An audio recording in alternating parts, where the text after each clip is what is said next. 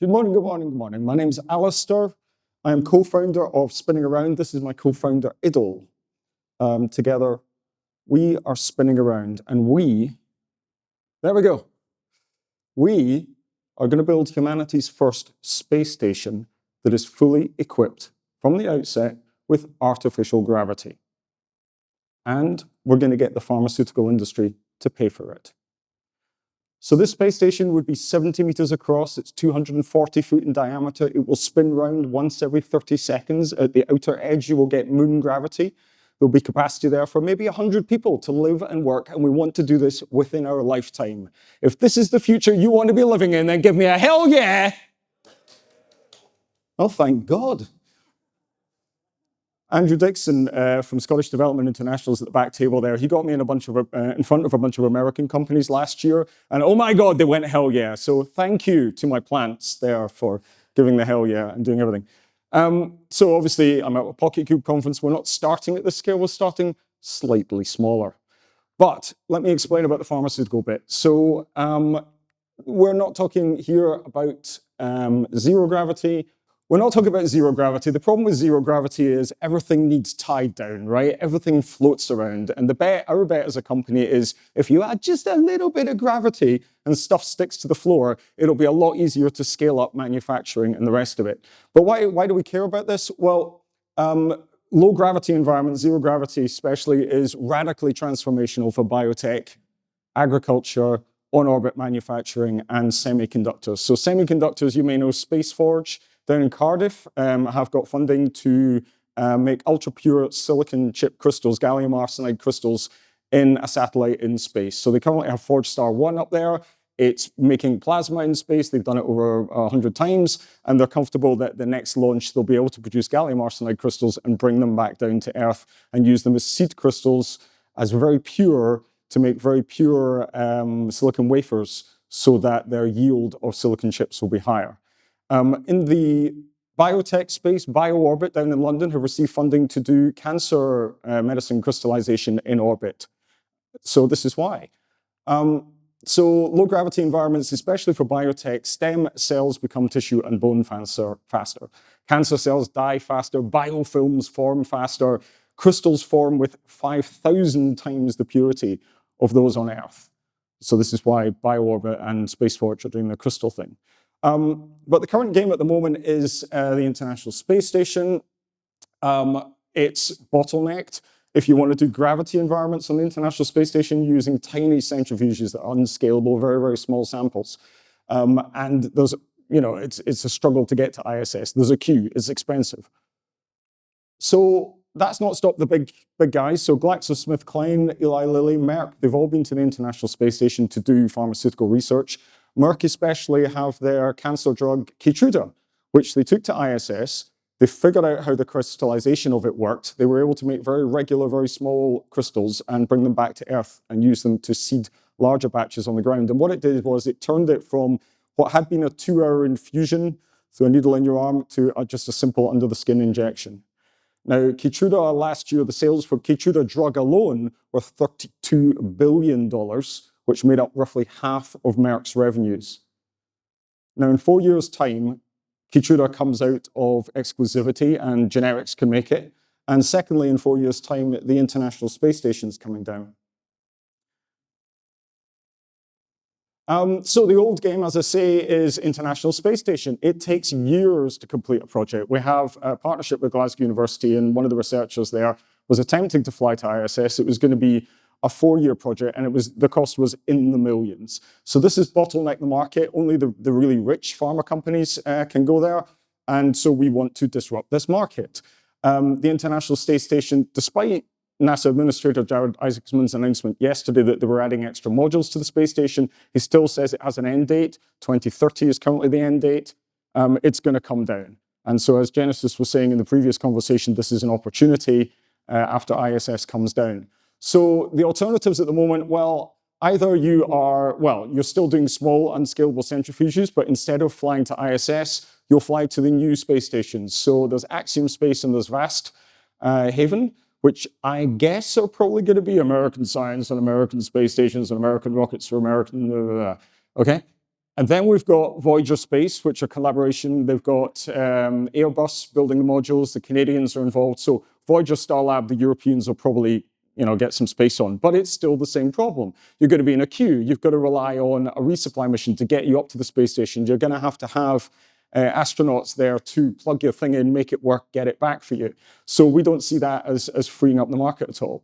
So our amazing solution is we are going to do it with free-flying satellites. Instead of having to rely on a trip to the space station, we'll just launch CubeSats. And the CubeSats will be a fraction of the cost because they're CubeSats. We will get results back in weeks rather than years. We will be spinning these satellites around to give fully adjustable gravity. The satellite platform itself will become the centrifuge, which means we can scale up and we can do long duration experiments. So instead of a few weeks, you could run for, well, as long as the CubeSats stay up, 2 years maybe. And we're going to be flying from 2029. This is what we're planning. So the idea is the central module is 2U of CubeSat for all the CubeSat shenanigans, power, radio, OBC, and the rest of it. And then the outer 2U modules are going to hold microbiology experiment modules. So the idea is we have small modules like this. We have the red one that's for bacterial growth. We'll have the blue one that's for algae growth. We'll have the green one for plant germination. We'll make a module that does crystallization for drugs and try and get to revenue as fast as we can, bringing money into the industry from outside. So this is part of our plan on the way to the space station. So tech demonstrator 𝗖cie, which Manuel from Hydrospace kindly mentioned, I'll come back to in a second. We are currently looking at stage 2 and raising funding at the moment. It's nice to see Jonathan from Barclays Eagles Labs in the room. We are applying to the 𝗖cie Business Incubator right now. Donald and Julian, wherever you are, yes, it'll definitely be ready by midday on Friday. Co-founder Idil is busy writing it as we speak while I wander around the stage. And we are planning to target a rush to building CubeSats and a rush to revenue to be in time to replace the International Space Station when it comes down with CubeSats flying microbiology modules. So our beachhead market is biotech primary research. Once we have revenue generating from that, we will then do another round of investment to try and do significant capacity increase to try and then do on-orbit manufacturing in larger modules that would fly on Ariane, Falcon 9, Israel, whatever. And then that takes us on our journey, modules that are spinning around to our giant space station that we've all wanted since we were kids. I had the posters on my walls when I was a kid, yeah? I also had the posters showing the 9 planets of the solar system, free Pluto. But the space station is coming. But we're starting a bit smaller. We're starting closer to the laptop, a bit smaller.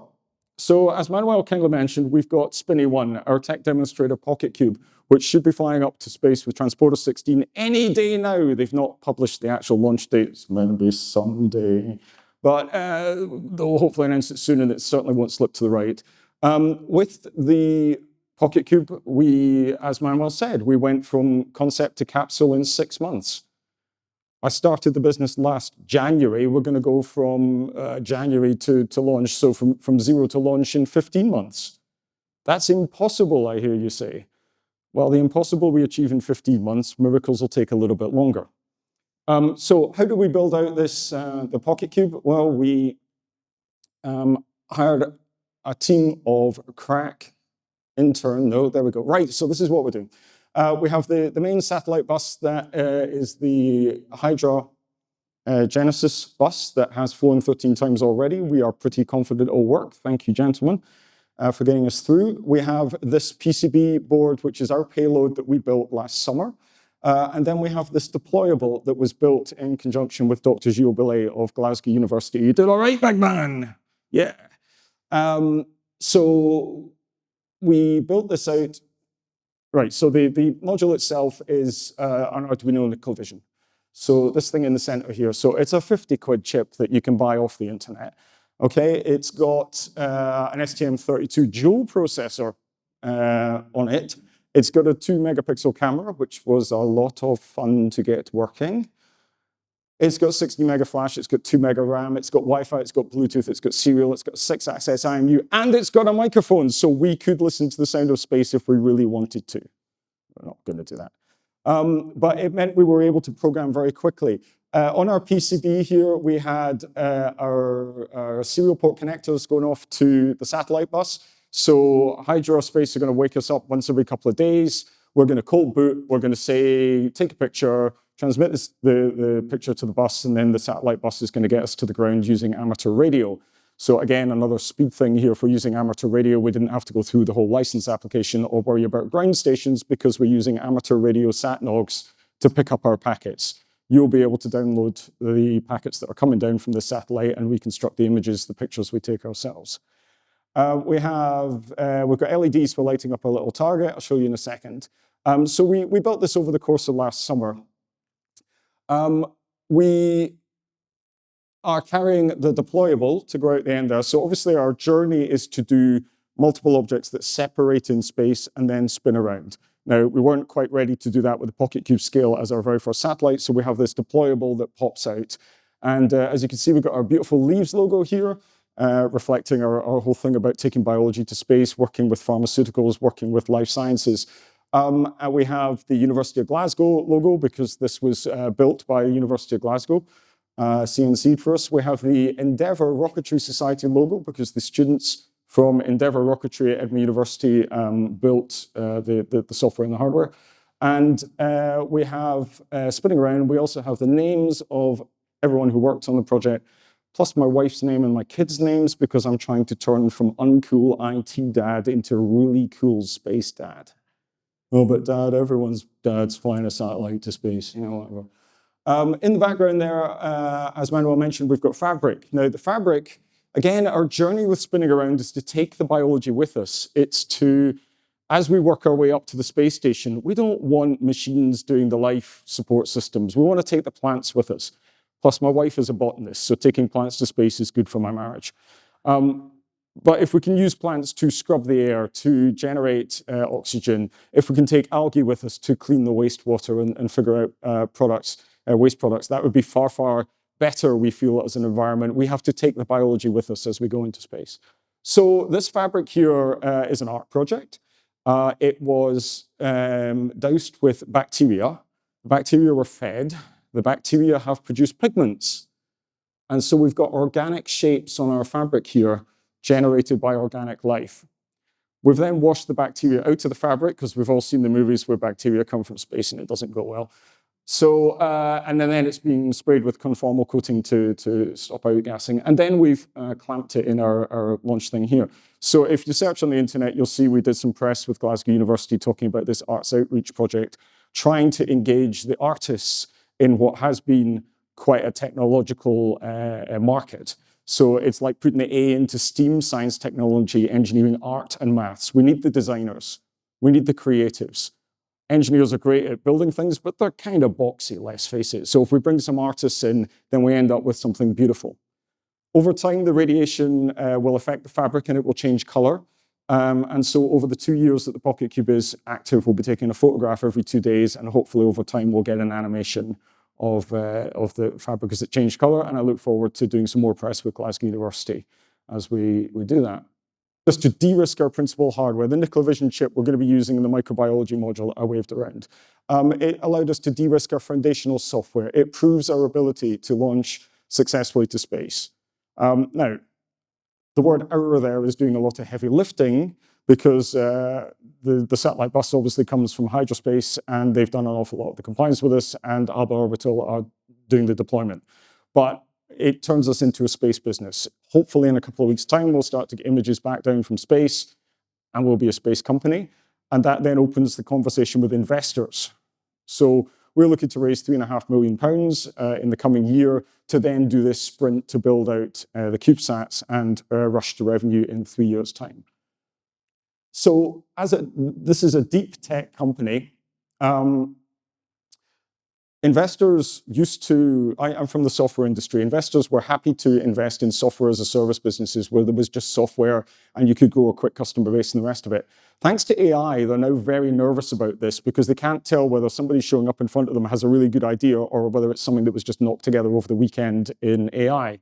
So they're back on deep tech solutions where there's a hardware element and a software element. So we kind of see pocket cubes as an excellent way of cheaply buying down risk for deep tech platforms. If you want to stick a quantum payload on there, if you can make it small enough, then you buy down your risk for space quantum. If you want to put AI on there, if you can figure out the cooling, then Pocket Cube is an excellent platform for that. 𝗨𝘀 published the launch prices on their website, so you can see a 2P is 40,000 euro to launch, which is 35 grand of pounds, which is, you know, it's not cheap, but it's not crazy expensive either. It's like family car type thing. It's an excellent technology testbed. So for any startups in the room wanting to do a rush to orbit, thoroughly recommend Pocket Cube. Delighted to recommend working with 𝗁𝘁 and 𝗨𝘀. And as we work onwards and upwards through into CubeSats, we look forward to working with Bright Ascension and 𝗁𝘁 and the other suppliers in the room as we go on a journey. So this is our amazing team we're building out. So this is my co-founder, 𝗖𝘁. We've got Catherine, who is a microbiologist from Glasgow University in a building just over there, who is wanting to fly bacteria to space. We've got 𝗁𝘁, there's a red pointer straight at you, man, who's building out the space systems. Now, my background is IT industry, 30 years in the IT industry. I've built a business before. I'm a second-time founder. I took my last business from 3 people to 53 people, and then successfully exited. So I'm pretty confident we can do this time. 𝗖𝘁 has come up through the entertainment industry. We met at university 25 years ago. She is great on narrative. She's beautiful brand, coloring. The entire story of our company is built into the brand with our 4 dots. So the first one's the Pocket Cube, the second one's the CubeSats, the third one's the on-orbit manufacturing, and the fourth is the space station, hell yeah. So it's all built into the brand and the narrative. We have our beautiful team of interns who built the thing. So Magat did the PCBs for us, Hannah did software, got Michael who did systems, and we're missing Jan who did the software for the satellite platform. And we have Melanie in the background who's a microbiologist. And we have Gilles again messing with the satellites. And who is this lovely man with his friendly, happy smile on his face? It's almost like he just received a check for a launch. So this is our amazing team that we're building out. We, as I say, are applying for 𝗖𝘁 BIC just now, any minute now. I was delighted to see Tony from UK Space Agency, where he's gone at the GSTP event last week in London. The General Science Technology Programme is opening up again. You have until the 11th of May to express interest if you want free money from 𝗖𝘁. We've just been through the UK Space Agency accelerators for Fusion, Connect with Capital. Was it a civil servant that came up with that name? But that's introduced us to investors. We also just did the Scottish Enterprise Investment Readiness course, which also introduced us to investors. So that's probably 50 we've met now. So we're on our journey to raising money to do this big thing. But why are 𝗖𝘁 and I doing this business? Well, we've been massive space fans since we were kids. So there's me and my sister in 1980 with 80s Lego spaceman Benny on the front there, if you know the movies. And 𝗖𝘁 here has, I mean, even worked with Star Trek and Doctor Who. So getting to do this space company now, it's like our entire lives have been leading up to this exact moment. So if you have any questions, I don't know if we have time to do questions now, or find me around later on. I have some merch to hand out for really good questions. Thank you very much.